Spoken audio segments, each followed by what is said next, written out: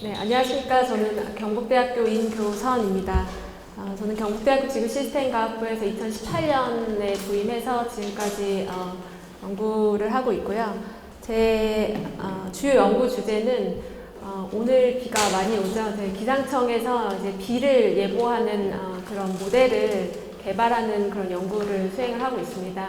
연구재단을 통해서 이제 수행한 그런 연구 주제와 관련해서 오늘 조금 쉽게 왜 날씨 예측이 힘든가, 왜 비 예보가 힘든가에 대해서 말씀을 드리고자 합니다.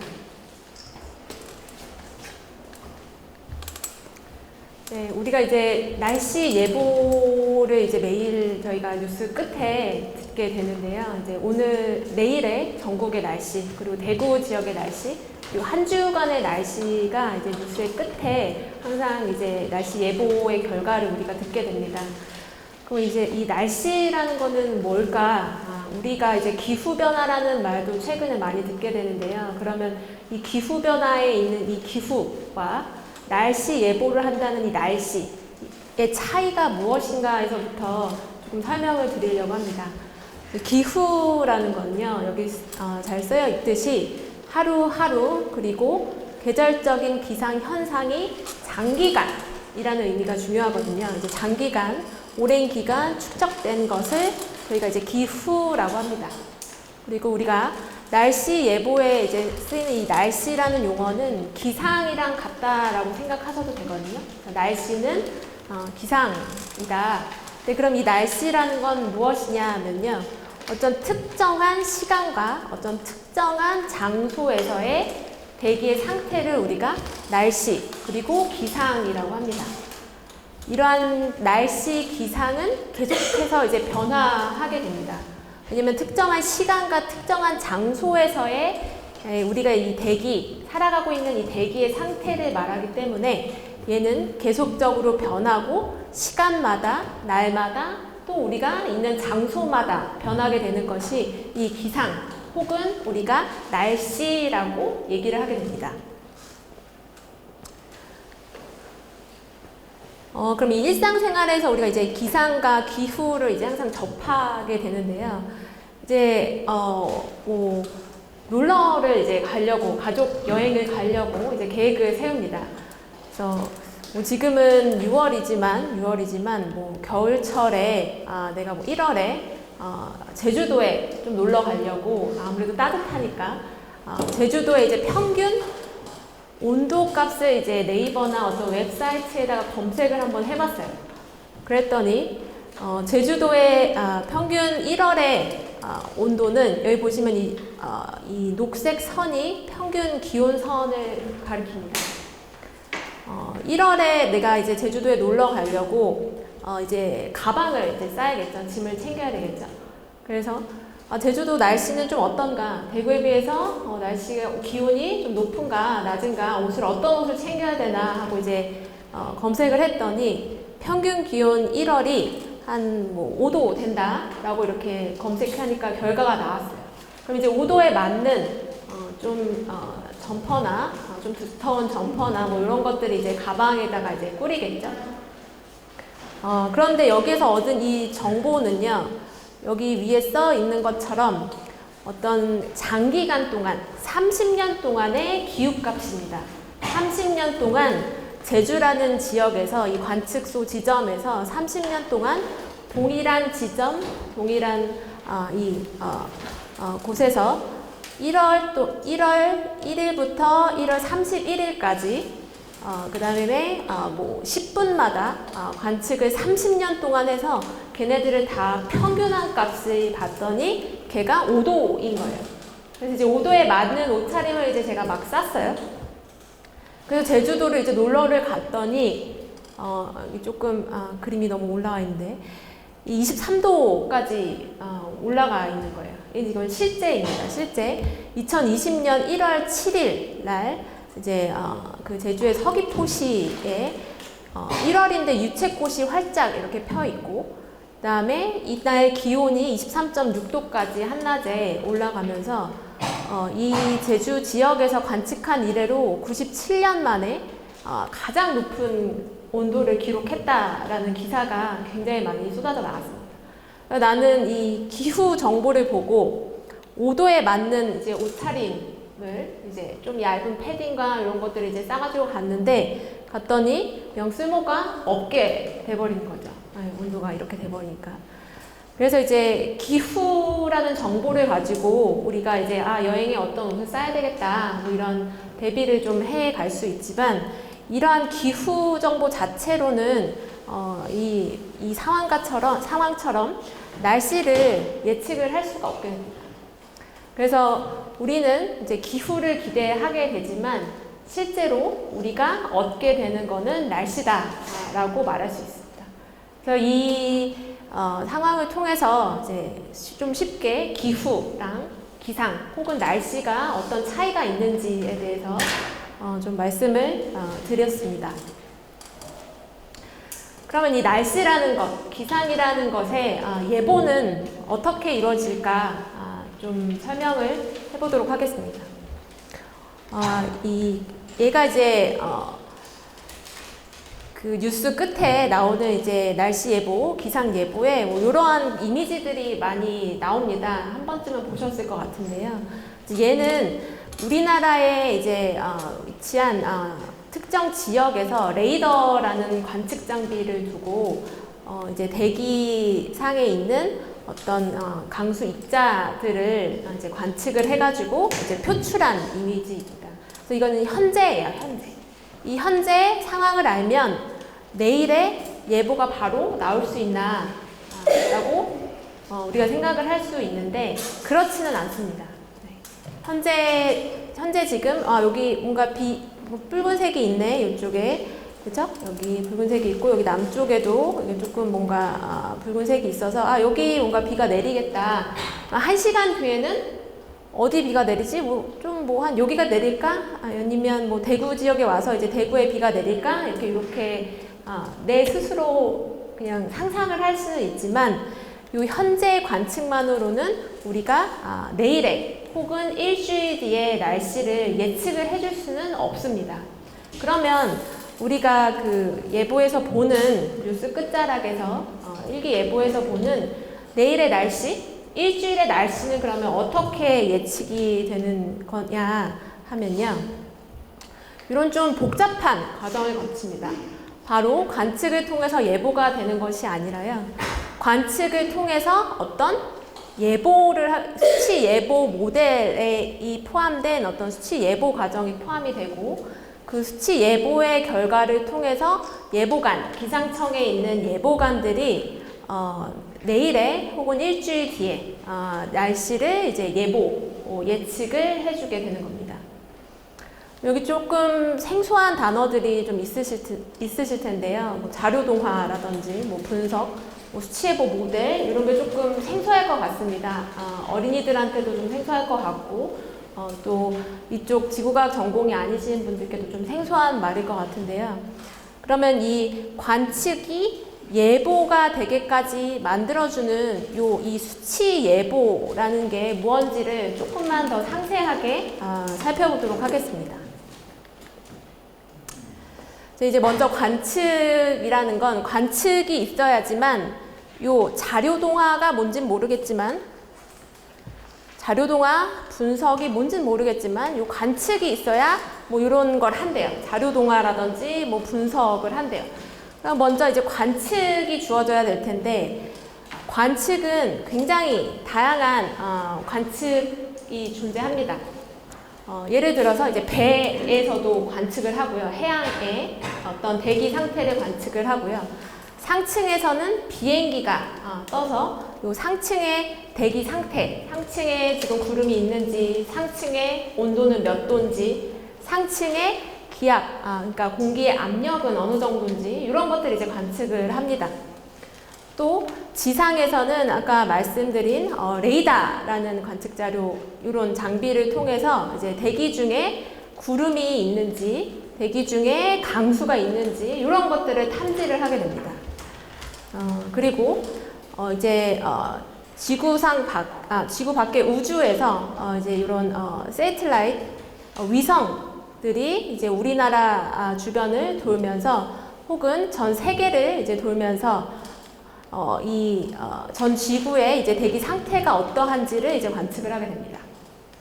그리고 요거는 이제 학교에서 실습으로 많이 하는 건데요. 이제 존대라는 겁니다. 이제 존대는 지상에서 이제 대기의 상태를 관측할 수 있는, 즉 대기의 어떤 온도나 습도 이런 것들을 이제 관측할 수 있는, 바람 이런 거를 관측할 수 있는 거를 밑에에서 이제 이런 풍선에 매달아서 이렇게 띄웁니다.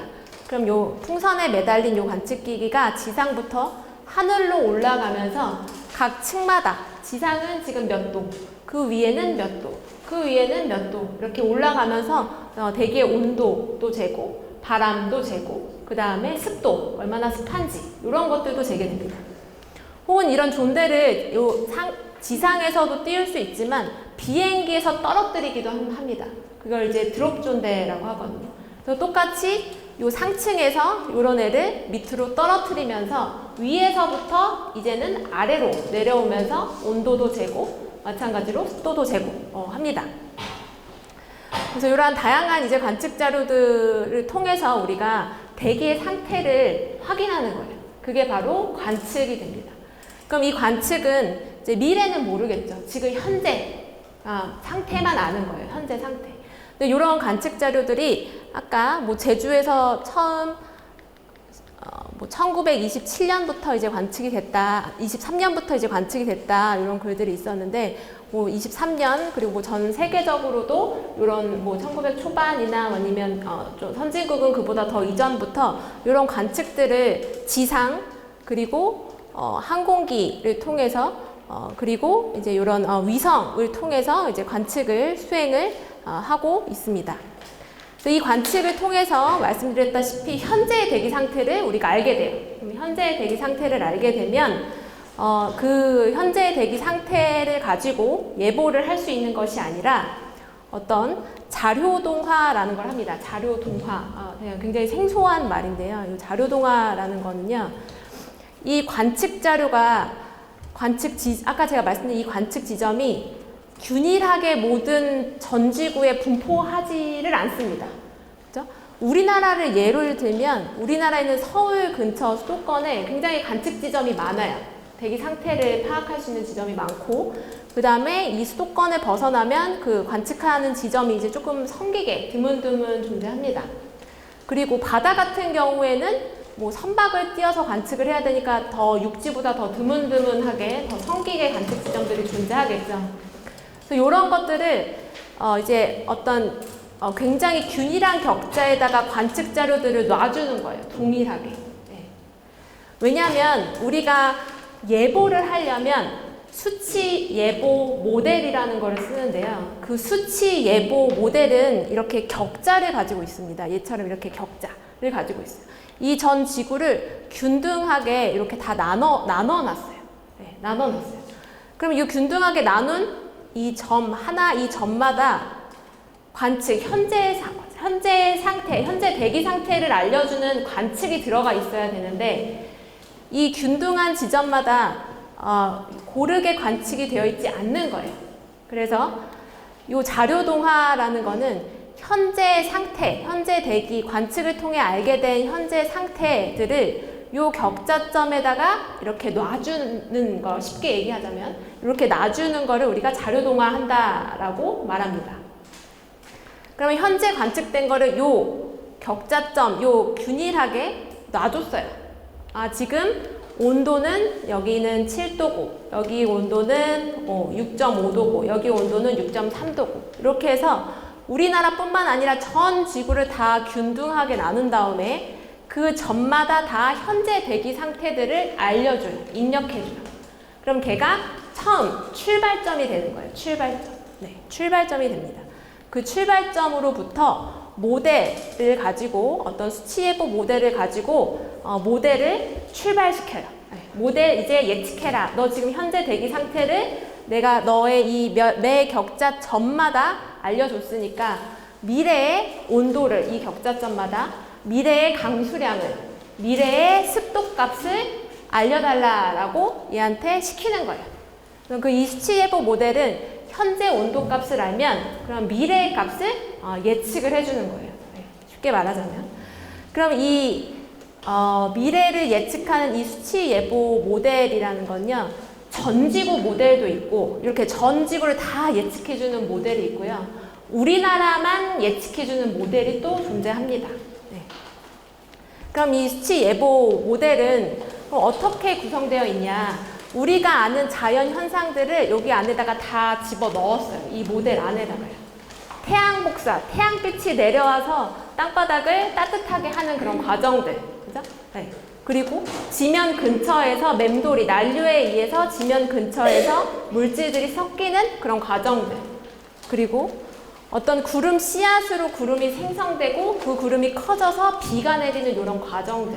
우리가 아는 이런 자연 현상 과정들이 다 이 수치예보 모델 안에 표현이 되어 있습니다. 네.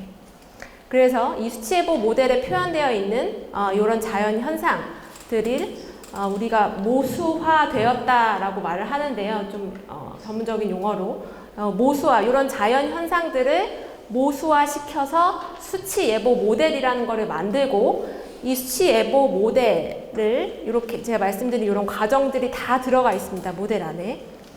이 과정들을 통해서 최종적으로 수치 예보 결과를 우리가 이제 얻어낼 수 있게 되는데요. 그럼 우리나라는 이 수치 예보 모델이 처음부터 가지고 있었던 건 아니에요. 우리나라가 예보를 시작했을 때 제일 처음에는 일본에서 그 수치 예보 모델을 빌려와서 사용을 했습니다. 일본 모델을 사용을 했고 그 다음에는 영국에서 수치 예보 모델을 또 빌려와서 돈을 주고 빌려와서 사용을 했어요. 그러다가 안 되겠다. 우리나라만의 모델을 만들어보자. 우리나라는 삼면이 바다로 둘러싸여 있고 또 복잡한 지형을 가지고 있고 그렇기 때문에 뭐 영국에서 빌려다 쓴 모델이 우리나라에 잘 맞지는 않을 거다. 이런 이제 생각하에 우리나라 모델을 만들었어요. 우리나라의 그 날씨 예보 모델 이름이 뭐냐면 킴입니다. 킴. 약간 이중적인 의미가 있는데요. 우리나라 이제 김씨가 제일 많기 때문에 좀 이렇게 코리아 인테그레이트 모델에서 이제 킴이라고 이름을 지었어요. 우리나라 사람들이 만든 우리나라의 날씨 예보 모델이에요. 이 모델은 최근에 운영이 되기 시작했는데 2020년부터 이제 영국 모델과 함께 우리나라 모델을 가지고 날씨 예보를 하기 시작했어요. 네, 굉장히 최근이죠. 그래서 우리나라만의 모델인 킴을 갖게 된 게 얼마 안 됐습니다. 5년밖에 안 됐어요. 네, 굉장히 좀 역사가 짧고요. 그래서 이 모델을 이제 2011년에부터 만들기 시작해서 10년 만에 모델을 만들어냈고요. 이 모델을 가지고 지금 뉴스 끝에 나오는 날씨 예보를 생산을 하고 있는 겁니다. 근데 이 예보는 그러면 몇 킬로로 돌리냐 하면은 대부분의 다른 나라들도 이제 이 자기만의 예보 모델을 갖고 있어요. 아까 말씀드렸다시피 우리나라는 처음에 일본 모델을 들여다 썼고 그 다음에 영국 모델을 들여서 썼고 그랬는데 이제 뭐 유럽도 자기만의 모델이 있고요. 미국도 본인만의 모델이 있고 중국도 또 본인만의 모델이 있습니다. 전 세계적으로 한 10개 국가 정도가 자기 나라만의 이 수치예보 모델이 있고 그 중에 한 나라, 우리나라도 우리나라만의 이제 수치예보 모델이 있습니다. 이제 굉장히 자랑스러운 거죠. 그래서 이 최근에 그러니까 지난달입니다. 지난달부터 우리나라가 이제 8km라는 해상도가 뭐냐면요. 이 격자 간격입니다. 이 격자와 아까 제가 저 격자, 이 격자 사이의 간격이 8km가 되는 그런 수치예보 모델을 현재 현업으로 운영을 하고 있습니다. 우리나라를 제외한 다른 모델들은 10km 정도로 운영을 하고 있는데 우리나라는 다른 나라에 비해서 굉장히 고해상도 10km, 대부분 10km인데 우리나라 이제 8km로 지난달부터 현업으로 이제 모델을 운용을 하고 있습니다.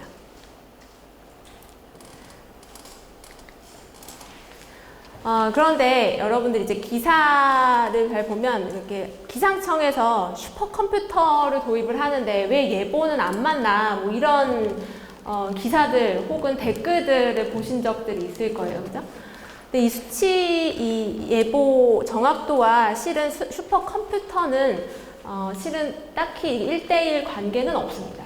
네. 이 슈퍼컴퓨터는 이제 계산 자원으로 활용을 하는 거기 때문에 모델의 해상도가 이제 높아지면 높아질수록 이제 더 많은 계산을 해야 돼요. 왜냐면 격자를 더 잘게 쪼개는 거거든요. 전 지구를. 그렇기 때문에 계산 자원이 더 많이 들어요. 그래서 고해상도 모델로 돌리기 위해서 우리가 이제 슈퍼컴퓨터의 고성능 슈퍼컴퓨터가 필요한 것이고, 네.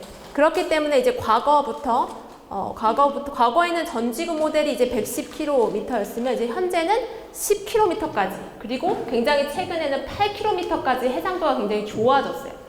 그 말은 제가 오늘 그 챗GPT로 아까 전에 잠깐 만들어 달라고 한 이미지를 가지고 왔는데요. 이렇게 이게 조금 근데 이게 잘 저해상도로 안 보이네요. 이 약간 이 스크린의 해상도 때문에 그런 것 같은데요.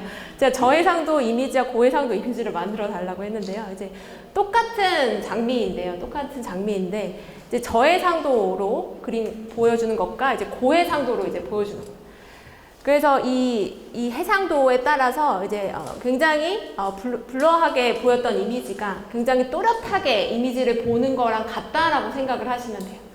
그러니까 우리나라의 어떤 뭐 전라도 지역을 다 뭉뚱그리고 이제 경북 지역을 다 뭉뚱그려서 이제 예보가 됐던 게 상세하게 이제 구로 나누어서 이제 상세하게 지역 예보가 할 수 있게 됐다라고 생각을 하시면 돼요. 그렇게 예보를 하게 되는 게 요 해상도가 높아졌다라는 얘기고, 이 해상도가 높아질수록 계산 자원이 많이 필요하기 때문에 요 슈퍼컴퓨터가 필요한 겁니다. 그래서 슈퍼컴퓨터를 좋은 거를 도입했다고 해서 예보가 정확해지는 건 아니에요. 네. 그냥 더 상세한 지역을 예보할 수 있게 됐다. 좋은 컴퓨터 사양을 가지고 그렇게 생각하시면 돼요. 더 좋은 컴퓨터가 있다고 해서 요 장미가 그려져야 될 곳에 뭐 백합이 그려지거나 그렇진 않잖아요. 그렇죠? 그렇기 때문에 예보가 틀린 거를 갑자기 슈퍼컴퓨터가 좋아져서 고해상도로 만들었다고 예보가 맞아지지는 않습니다. 네. 그래서 하지만 이제 해상도가 높아지면 계산 자원이 많이 필요하기 때문에 고성능의 이제 슈퍼컴퓨터가 필요하다라고 생각해 주시면 될 것 같아요. 네, 이게 제가 지난 주말에 이제 요 강연 자료를 만들면서 이제 기상청에 들어가서 본 자료인데요. 2025년 6월 7일 이제 6시에 제가 이 자료를 만들면서 봤더니 이렇게 기상 예보를 기상청에서 하고 있었습니다. 네, 이 7일, 18일인데요. 이 23시에는 이렇게 강수가 여기를 이제 지나갈 거다. 그러니까 몇 시간 뒤에 이제 예보를 해주는 거죠. 그리고 이렇게 2주 예보도 해줍니다. 2주 동안 전지구적으로 어디에 강수가 좀 많이 오고 평년에 비해서 즉 기후값에 비해서 어디에는 좀 비가 적게 올지 이런 예보들을 해줍니다.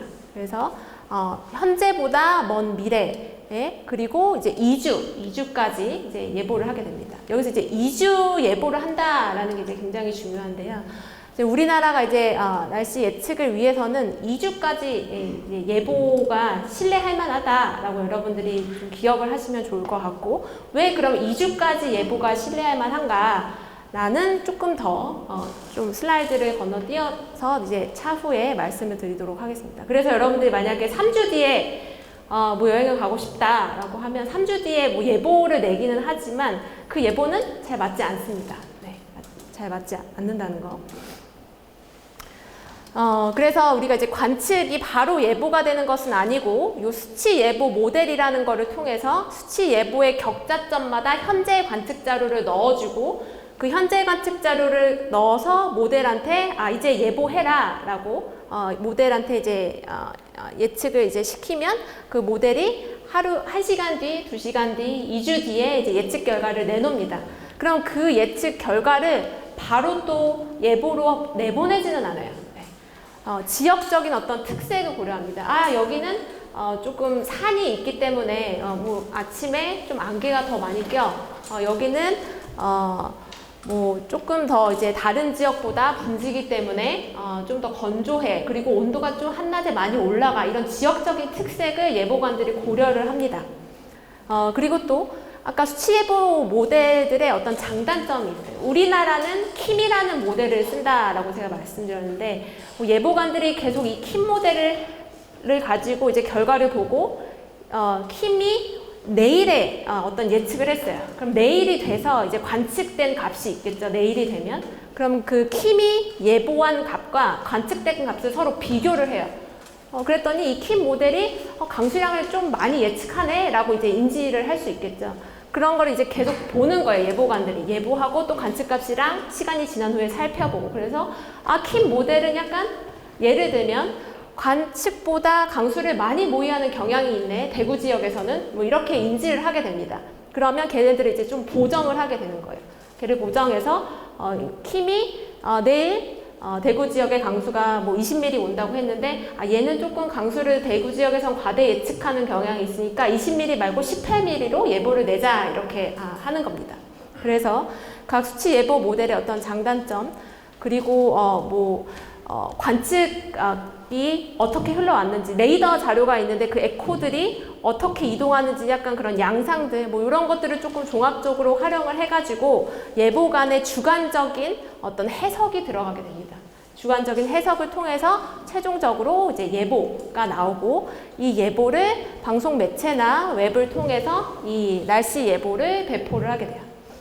여기는 저희 TBC에서 있는 기상캐스터인데 이제 저희 학교 학생이었어요. 저희 학교 학생이었는데 기상캐스터가 되고 싶다고 1학년 때부터 이제 상담 때 항상 말하더니 결국은 기상캐스터가 되더라고요. 그래서 이제 기상캐스터가 돼서 이제 저희 그 대기과학의 그런 지식들을 잘 살려서 이제 예보를 하고 있고 TBC 보시면은 거의 매일 나오더라고요.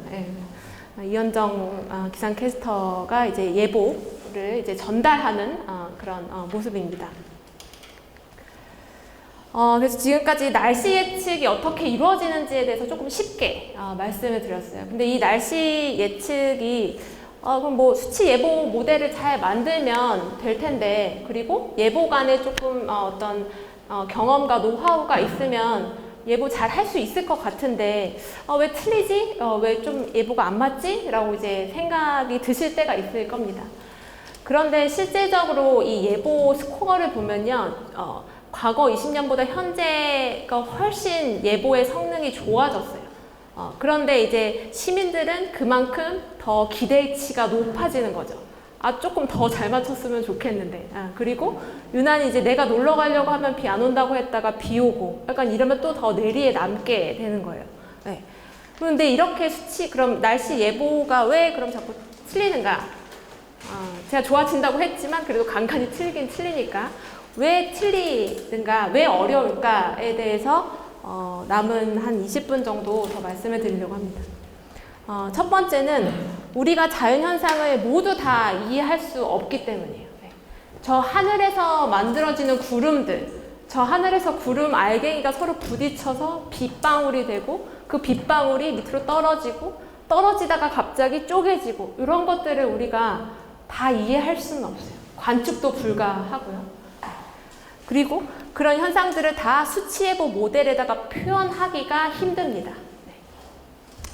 그리고 두 번째가 조금 중요한데요. 이제 이 대기가 혼돈적인 특성이 있기 때문에 우리가 이제 나비 효과라고 하거든요. 나비 효과라고 해서 이 혼돈적인 특성 때문에 2주밖에 예보를 할 수 없는 그런 특성이 존재합니다.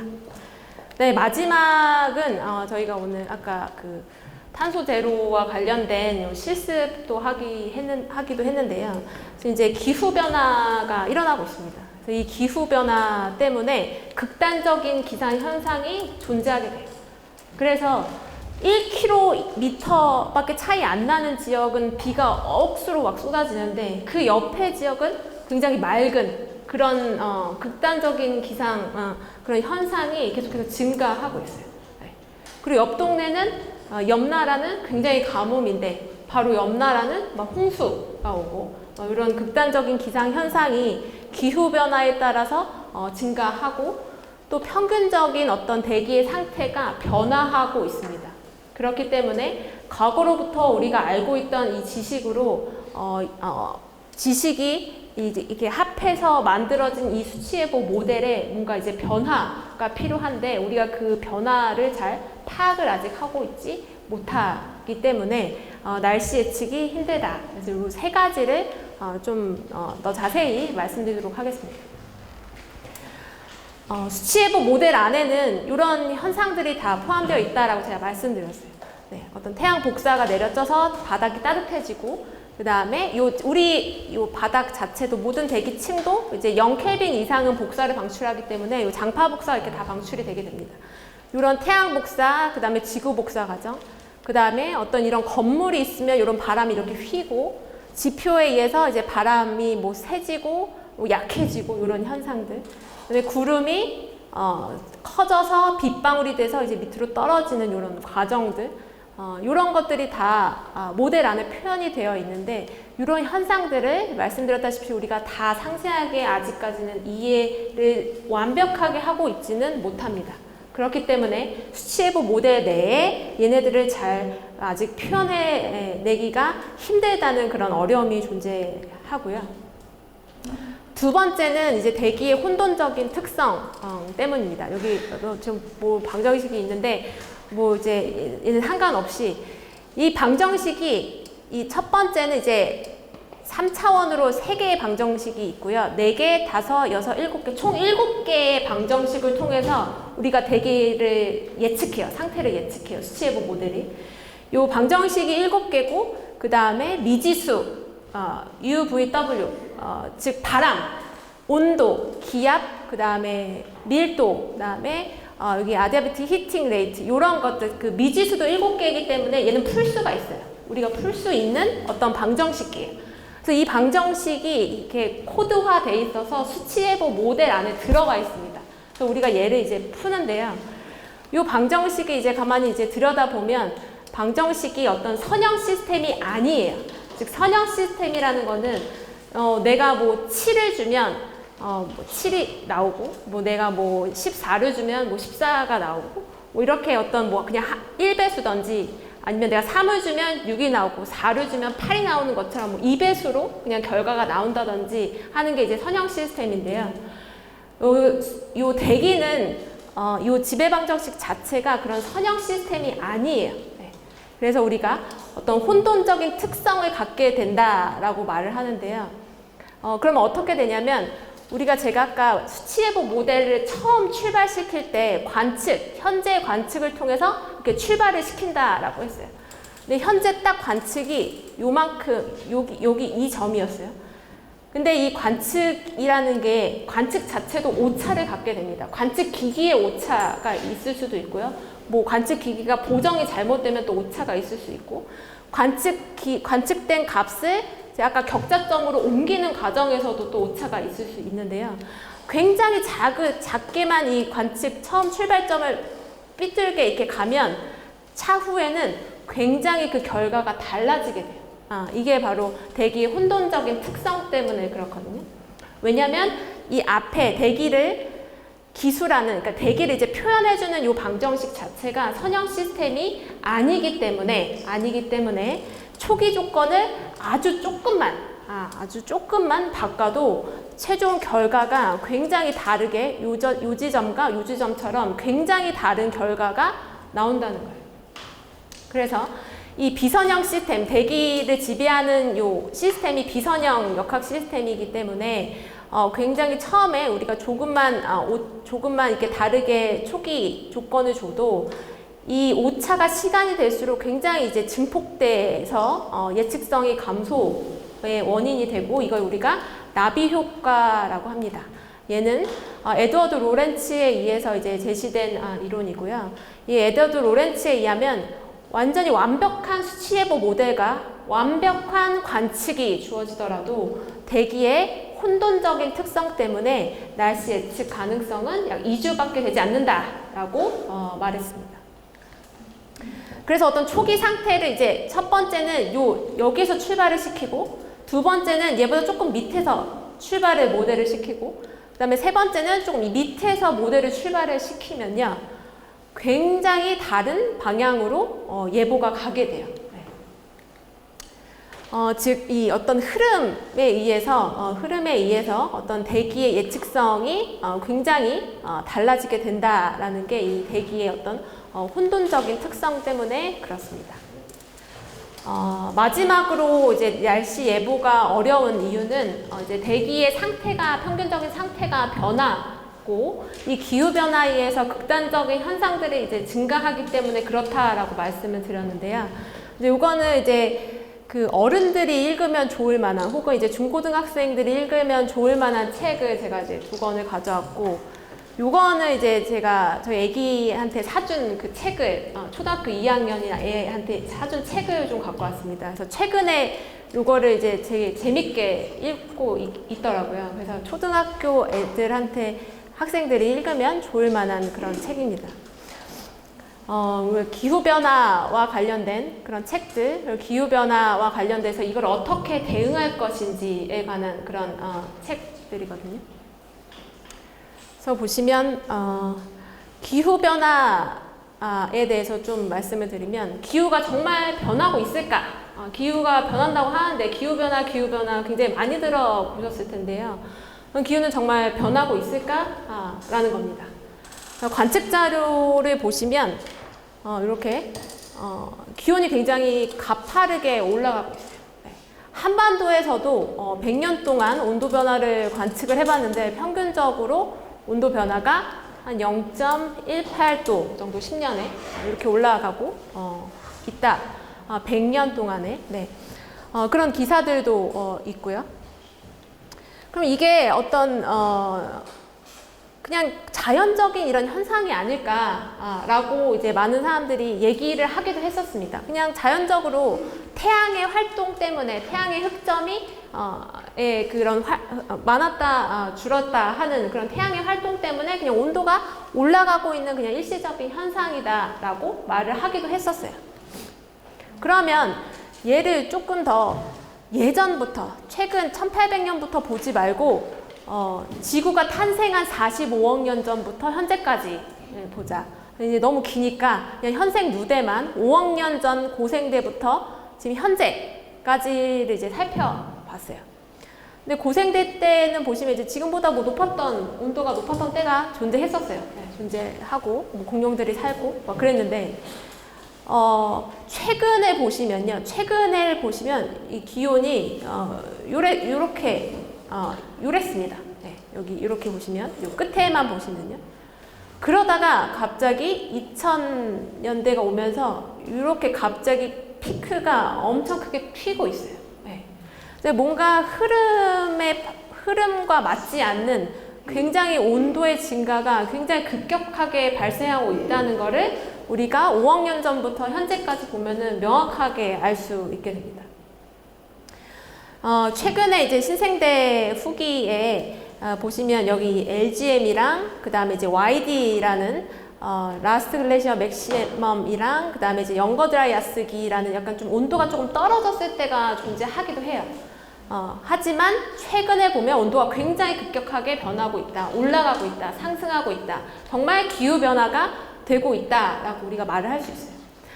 요 영거 드라이 아스기 YD라고 한 요 때는요, 그 영화의 주제였기도 해요. 투마로우라는 영화를 보신 분이 있을지 잘 모르겠는데요. 좀 유명한 2004년도 영화이기는 한데, 얘가 이 영거 드라이 아이스기의 어떤 소재로 만들어진 영화입니다.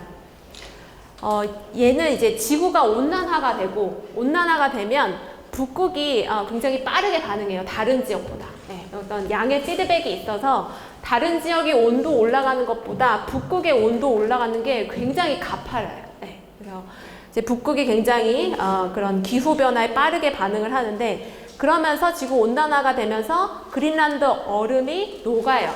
녹은 이 민물이, 즉 짜지 않은 어떤 싱거운 물이 바다로 흘러 들어가면서 원래 이제 연렴 순환에 의해서 유지됐던 이 그레이트 오션 컨베이어 벨트가 약화가 되게 됩니다. 즉, 바닷물이 짜면 이렇게 깊게 얘가 가라앉아서 이렇게 크게 이제 순환이 될 텐데, 이 순환이 끊겨버리는 거예요. 민물이 너무 바다로 많이 들어가서 이 연렴 순환을 방해하는 겁니다. 그러면서 이런 따뜻한 애가 이렇게 크게 한 바퀴 돌아서 이 따뜻한 해수가 이쪽 유럽으로 전달이 됐었어야 되는데 이 전달이 따뜻한 애가 못 올라오는 거예요. 그러면서 여기 이 유럽 지역에 빙하기가 이제 찾아온다는 게 요 투마로우의 얘기입니다. 그러면 이 기후가 진짜 변하고 있다라는 걸 저희가 그래프를 봤어요. 5억 년 전부터 현재까지 그래프를 봤더니 현재 이상하리만큼 기온이 팍 튀고 있는 게 실제 보여요. 그러면 왜 이 기후가 변하고 있을까요? 누가 이 기후를 변하게 만들까요?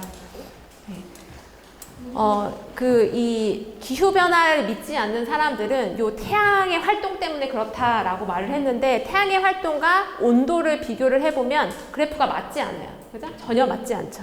네. 그리고 화산이 폭발을 하게 되면은 화산재가 공기 중으로 올라오면서 하향하는 태양 폭사를 막습니다. 차단합니다. 그렇기 때문에 온도가 이렇게 뚝뚝 떨어져요. 네. 큰 화산이 폭발할 때마다 이렇게 온도가 이제 떨어졌었어요. 네. 그리고 이제 내부 변동성은 약간 조금 복잡한데 내부 변동성 중에 하나 예시는 엘니뇨, 라니냐 뭐 이런 겁니다. 엘니뇨, 라니냐에 의해서 온도 변화를 설명할 수 있을까? 그것도 아니에요. 단지 이제 인위적인 어떤 사람에 의해서 만든 무언가가 지금 온도를 높이고 있다. 이게 지금 그래프가 일치한다라는 거죠. 실제 보면 이 이산화탄소의 이 농도랑 기온을 이제 살펴보게 되면요. 이산화탄소 농도의 변화랑 이 지구의 온도 변화가 굉장히 일치해요. 그러면서 이 해수면의 고도도 올라갑니다. 얼음이 녹기 때문에 이제 해수면의 높이가 올라가게 되는 거죠. 온도가 따뜻하게 되면서. 그래서 최근에 이 CO2의 배출량을 보면 굉장히 급격하게 증가하고 있어요. 근데 이상하게 조금 또 애뉴얼 사이클이 어떤 시즈널 사이클이 존재해요. 그죠? 약간 5, 6월에 CO2가 많이 나왔다가 다시 좀 감소했다가 다시 또 증가하는 이런 경향이 있는데 이거는 이제 이 여름철 줄라이를 중심으로 이렇게 감소하는 거는 이제 식물들이 많이 자라면서 이제 이 광합성 때문에 이 CO2가 줄고 다시 또 이제 겨울철에 다시 올라가는 거는 이제 연료를 많이 사용하기 때문에 난방 연료에 의해서 다시 CO2가 이렇게 증가합니다. 그래서 어떤 이런 계절 변동성이 있지만 여기 보시면 이게 굉장히 가파르게 지금 CO2가 증가하고 있고 이 CO2의 증가가 지구의 온난화, 기후 변화와 연관이 있다라고 말씀드릴 수 있습니다. 그럼 기후 변화가 되고 있다는 걸 우리가 실제로 어떻게 느끼는가 보면 북극의 해빙이 계속해서 녹고 있어요. 북극의 해빙이 보시면 요 주황색 선이 요 과거에 있었던 그런 선인데 얘를 조금 더 이제 과거부터 이제 현재까지 이 북극의 시아이스 얼음의 면적을 비교를 해보면 옅은 색이 1979년부터 89년이고요. 짙은 색으로 갈수록 지금 현재거든요. 보시면 이 얼음의 이 두께가 굉장히 두꺼웠는데 최근으로 올수록 점점 녹으면서 이 얼음의 두께가 감소하고 있는 게 확연히 관측으로도 나타나고 있습니다. 지금 우리가 CO2를 방출하면서 온도가 높아지고 그러면서 북극의 해빙이 녹고 그러면서 이제 해수면은 상승되고 그러니까 이런 반응들을 통해서 우리가 정말 기후가 변화되고 있구나라는 거를 느낄 수 있는 거죠. 이 기후가 변화하면서 전 세계적으로 이상기후도 굉장히 많이 발생을 하고 있습니다. 이건 제가 그 2024년에 세계 이상기후 현상이 어디에서 이제 발생했나라는 걸 이제 갖고 왔는데요. 굉장히 센 태풍이 오기도 하고, 굉장히 큰 강우량이 발생하기도 하고, 어떤 지역에는 폭염이 오기도 하고요. 최근에 또 이슈가 되는 거는 산불이죠. 이제 대구도 이제 최근에 산불 때문에 저희가 봄철에 많은 그런 피해가 존재했었는데요. 이제 얘가 되게 건조해지니까 이제 산불도 많이 발생을 하게 되는 거예요. 그래서 어떤 지역은 굉장히 건조해지고, 어떤 지역은 굉장히 습해지고, 또 어떤 지역은 굉장히 춥고, 또 어떤 지역은 굉장히 더워지고 이러한 현상들이 발생합니다. 지구 온난화가 된다고 해서 모든 세계가 다 더워지는 건 아니에요. 네. 굉장히 웃긴 한 예를 들자면 그 미국에 막 한파가 추운 날들이 이제 막 계속 되는 거예요. 이제 트럼프 대통령이 이번 때 말고 이제 전 때 이게 무슨 온난화냐, 이렇게 추운데 온난화는 다 거짓말이다, 무슨 온난화인데 이 미국이 왜 이렇게 춥냐라고 막 그랬어요. 여기 보시면 여기 이 그림을 좀, 이게 이제 트럼프가 이 봐라, 이게 지금 미시간에 보면 이렇게 지금 다 얼어붙고 지금 막 영하 몇십 도고 뭐 이러는데 무슨 지구가 온난화냐, 지금 지구 냉각화되고 있다, 지구 온난화는 다 뻥이다 막 이랬어요. 그리고 실질적으로 제가 이제 미국에서 근무를 한 4년 좀 넘게 했는데 저희 이제 보스들도 지금 막 잘리고 있어요. 기후변화 연구했던 그런 사이언티스트들이 많이 수백 명 지금 잘 잘렸고, 근데 막 그런 기후변화를 연구하는 기관들도 지금 막 없애려는 그런 또 조짐도 보이고 있거든요. 그래서 이제 기후변화는 이제 다 거짓말이다라고 이렇게 말을 하는데, 기후변화가 된다, 지구온난화가 된다고 해서 모든 지역이 다 온도가 올라가는 것은 아니에요. 그럼 왜 여기 미국에 이렇게 그럼 추워졌을까? 왜 그럼 지구 온난화인데 그럼 왜 추워졌지? 라고 물어보신다면 요것 때문에 그래요. 원래 그 북극 지역에는 이렇게 센 어떤 제트기류는 센 바람을 우리가 제트기류라고 하는데요. 이 북극은 이제 다른 지역보다 찬 공기가 있겠죠. 이 찬 공기가 어떤 이 센 제트 안에 이제 갇혀 있었어요. 이렇게 갇혀 있었어요. 근데 이 제트는 이제 어떤 이 제트의 그런 세기는 이 온도에 조금 비례하는데요. 이게 약간 조금 좀 어떤 대기과학적인 지식에 좀 들어가는데 설명이 여기랑 이 밑에 지역이랑 요 위에 지역이랑 온도 차이가 크면 얘가 되게 세요. 세서 찬 공기를 잘 가두고 있어요. 근데 제가 아까 기후 변화, 지구 온난화가 되면 제일 빨리 반응하는 게 북극이라고 했어요. 여기가 온도가 빨리 올라가거든요. 그러니까 이 북극과 이 중위도의 온도 차가 좀 약해지는 거예요. 그 온도 차가 약해지면 이 제트의 세기가 약해져요. 뭐 그런 관계가 있습니다.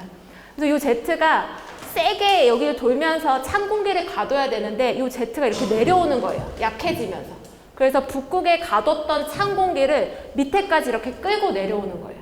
그러면서 이 북반구에 있는 요 중위도 지역에 한파가 찾아오게 되는 겁니다. 그래서 이제 겨울철에, 지금 여름이어서 뉴스가 없어서 이제 좀 안 와닿을 수도 있는데요. 겨울철에는 뭐 북극진동 이런 말을 되게 많이 합니다.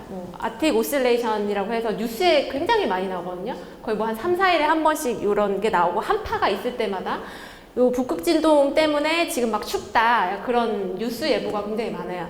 그게 바로 이 얘기입니다. 이 북극진동. 이 제트의 세기가 이제 세면은 이게 양이다. 뭐 북극진동이 양의 값이고, 요 제트의 세기가 약해지면 이 뭐 북극진동이 음의 값이다. 뭐 그냥 그렇게 쉽게 생각을 하시면 돼요.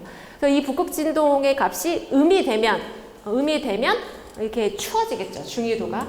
여기 갇혀있던 차가운, 극지방의 차가운 공기가 제트가 약해지면서 밑에 지역까지 내려오면서 한파가 오는 거예요. 이거는 북미뿐만 아니라 우리나라도 동일합니다. 북반구 중위도에 존재하는 우리나라도 아까 말씀드린 그 북극 진동 지수인 AO가 음의 값, 마이너스의 값을 가지면 우리나라도 추워져요. 그래서 기후변화 증거는 전 세계뿐만 아니라 우리나라에서도 굉장히 많이 발생하고 있습니다. 대표적으로 어떤 농경지의 변화가 있는데, 이제 사과가 예전에 이제 대구에서 이제 많이 났는데, 이제 그거보다는 좀 더 윗지역으로 이제 올라가고 있고, 이제 여기 이 남부 지역에서는 이제 뭐 이제 제주도에서 생산했던 귤을 이제 이쪽 남부 지역에서 이제 생산을 하게 되고, 뭐 이러면서 우리나라에도 굉장히 산불도 많이 발생하고, 호우도 많이 발생하고, 고온 현상도 많이 발생하면서 우리나라도 굉장히 많은 기후변화의 증거를 찾아볼 수 있습니다. 이 기후변화를 그냥 두고만 볼 것인가? 아니죠. 저희 대응을 해야 되겠죠. 이 기후변화 대응에는 이제 총 2가지가 있는데요. 그 변화는 이 기후에 그냥 적응을 하는 거예요. 그러니까 농산물의 주 재배지가 사과 재배지가 더 북상하고 약간 이런 것처럼 그 재배지를 그냥 변경시키는 어떤 적응 활동이 있고요. 그 다음에 적극적으로 이 온실가스 배출량을 최소화하는 이제 감축 활동, 두 가지가 있습니다. 이 두 가지를 합해서 우리가 기후 변화에 대한 대응 활동이라고 해요. 예를 들면 뭐 CO2를 이제 포집하는 그런 기술들을 개발하는 게 있고, 뭐 전기차, 친환경 차로 이제 바꾸자는 그런 움직임. 그 다음에 뭐 이제 농업인 경우에도 이제 그런 재배지를 변경을 하고, 그 다음에 이제 비가 내려야 될 때 비가 안 내리면 어떤 인공강우를 만들기도 합니다. 네. 일부러 이제 강수를 뿌리기도 하고요. 그다음에 이렇게 이제 교육적인 활동 오늘도 이제 해주셨지만 저희가 저희 집 근처에서도 이제 지난 주말에 6월 7일날 환경의 날 기념 행사로 이런 이제 어떤 다시 쓰기 비닐을 쓰지 않고 어떤 파우치 가지고 다니기 뭐 이런 활동들을 이제 하고 있습니다. 영화 속에서는 그럼 어떻게 기후변화 대응을 하고 있나 보면 많이들 아시는 이 설국열차라는 영화입니다. 얘도 지구 온난화를 대응하기 위해서 약간 기후 조절 물질을 막 뿌린 거예요. 냉각시키기 위해서. 근데 너무 많이 뿌려버린 거예요. 너무 많이 뿌려서 계속 이제 추운 날이 와버린 거죠. 잘못 대응을 해버린 거예요. 너무 과하게 대응을 하다 보니까 물질의 부작용으로 빙하기가 이제 찾아왔다는 뭐 그런 얘기거든요. 그래서 이 지구공학이라는 거는 기후 변화에 이제 대응하기 위해서 하는 어떤 기술적 조정을 우리가 이제 지구공학, 지오 엔지니어링이라고 합니다. 실제로 좀 웃긴 얘기, 황당한 얘기긴 하지만 실제로 과학자들이 연구를 하고 있어요. 네. 탄소를 흡수하는 이때는 식물로 이제 바다를 이제 비옥하게 하면 어떻게 될지, 아니면 태양광선이 이제 지구로 오는 태양 복사를 방출하기 위해서 우주에다가 반사거울을 설치를 하면 온도가 얼마나 떨어질지 이런 것들을 실제 연구를 하고 있습니다. 우리나라도 하고 있어요. 우리나라도 이제 그 비행기를 가지고 있거든요. 기상연구소에서. 나라호라는 비행기를 가지고 있습니다. 여기서 실제 그 비행기의 이제 내부 모습이고요. 여기 보시면 이 비행기 날개에다가 이렇게 뭐를 이렇게 포를 이렇게 막 터트려요. 네, 터트려요. 날아가면서. 터트리는 게 이제 구름 씨앗을 뿌려주는 거예요. 구름 씨앗을 대기 중에다가 이렇게 뿌려주면 이 구름 씨앗이라는 거는 구름을 만들기 위한 어떤 물질이거든요. 그러면 실제 비가 안 오는 환경에서 구름을 만들 수 있도록 이런 씨앗을 비행기를 통해서 뿌려주고, 그러면서 이 구름들이 성장해서 실제로 이렇게 비가 내리게 만드는 그런 실험들을 실제 하고 있습니다. 네. 이렇게 기후변화 대응을 하고 있어요. 네. 여기까지가 제 발표고요. 네. 질문 받도록 하겠습니다.